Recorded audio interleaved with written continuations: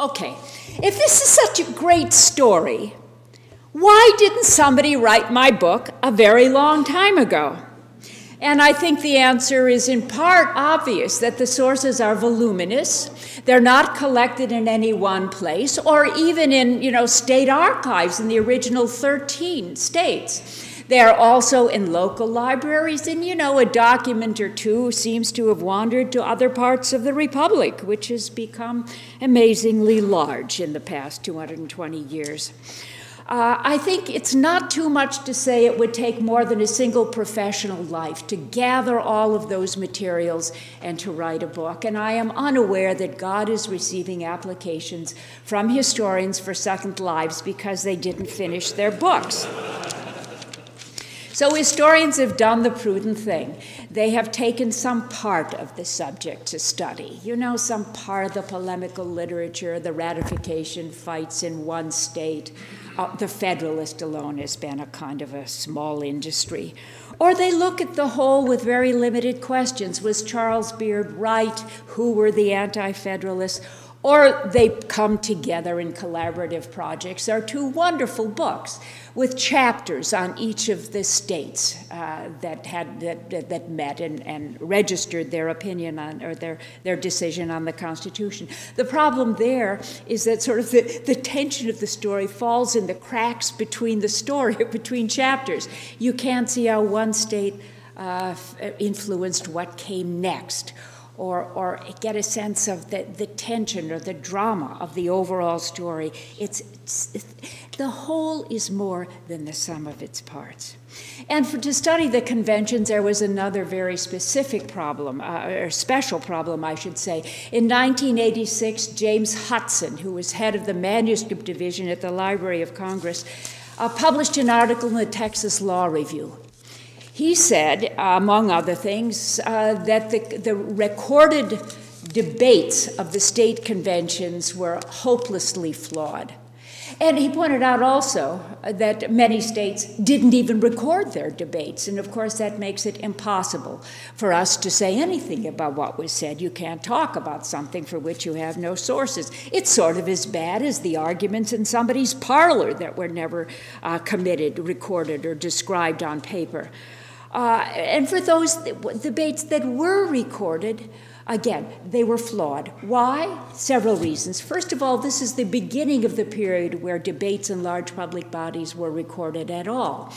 Stenography was in its infancy, and apparently it took 5 years to master the art, and most of the stenographers in the United States had not been at it for 5 years. So we are prey to the limits of the skill of the shorthand men, as they were called, who were reporting the debates. Moreover, he pointed out that when they finally took their notes, the shorthand men, and then wrote them out, made a transcript, they often showed them to the speakers to correct them and to change them around a little bit. So in this way, the record was corrupted from his perspective. Oh, yes, and they're extremely politically biased. This is true. Why? Because it was the Federalists who often paid the shorthand men. Or they owned the newspapers that sent them to take notes on the debates. Or they subsidized the publication of a volume, like the debates in the Pennsylvania Convention. I mention Pennsylvania because it's the worst example of bias. The only speeches they chose to include were those of two Federalists. It's as if they were talking to themselves, except one person who had reservations on the Constitution actually interrupted one of the two speakers, and so got his name in the published records of Pennsylvania. The others I don't think are quite so bad, but the Massachusetts ones, well, I will paraphrase for dramatic purposes. There's a point where the fellow taking down this note said, it was a day like every other day. The Anti-Federalists made their usual trivial objections to the Constitution, and the Federalists answered them, I can't take all this nonsense down. you start to wonder what kind of a fair shake the critics of the Constitution got. Probably not at all. In the end, Hudson concluded that the records of the ratification debates were so flawed that it was impossible to know the ratifiers' original understanding of the Constitution. Now, if this is bad news for jurists, it was very bad news for historians. We don't like to lean too hard on cracked canes. I bring you good news. Since Hudson wrote, over the past 25 years, there has been a revolution in terms of the documentary record of the ratification of the Constitution, and it turns on a wonderful project out of the University of Wisconsin, which is called the Documentary History of the Ratification of the Constitution. I used to say there are now 21 volumes in print, but after last week, when the 22nd arrived on my desk, I have to say there are 22 volumes in print. 15 of those now have to do with ratification in individual states.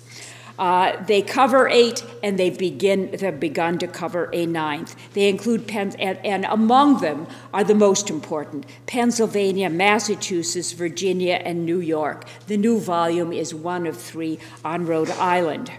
What is so magnificent about this?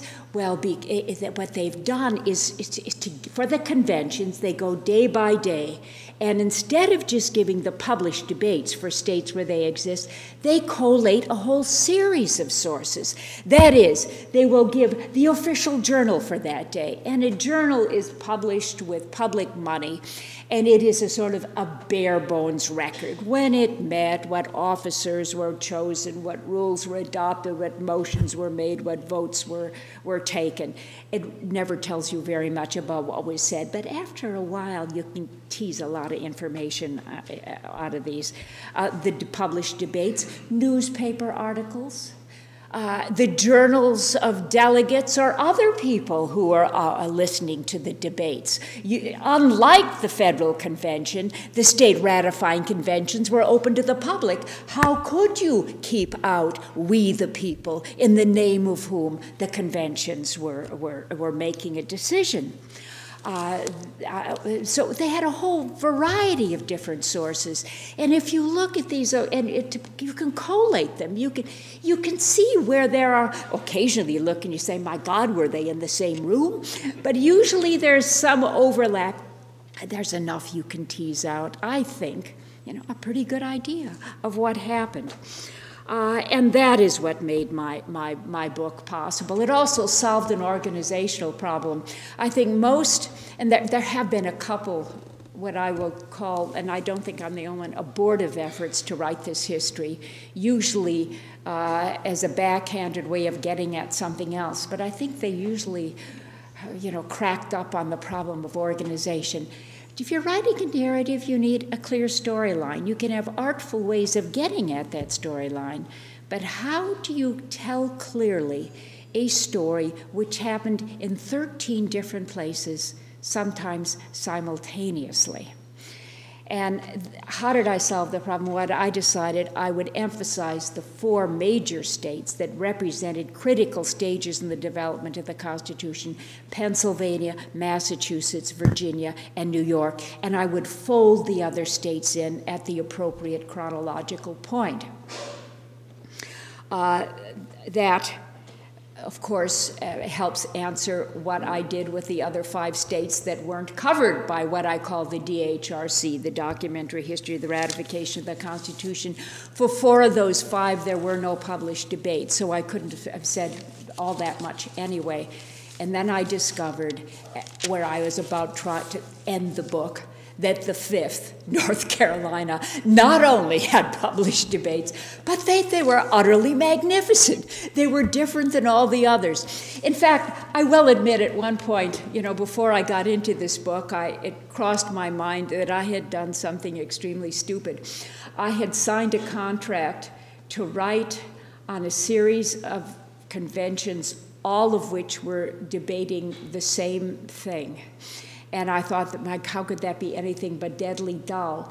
And then I realized that most Americans and a good bit of the rest of the human race spend much of their time watching the same game night after night, week after week. And the charm is that no one plays out exactly the same.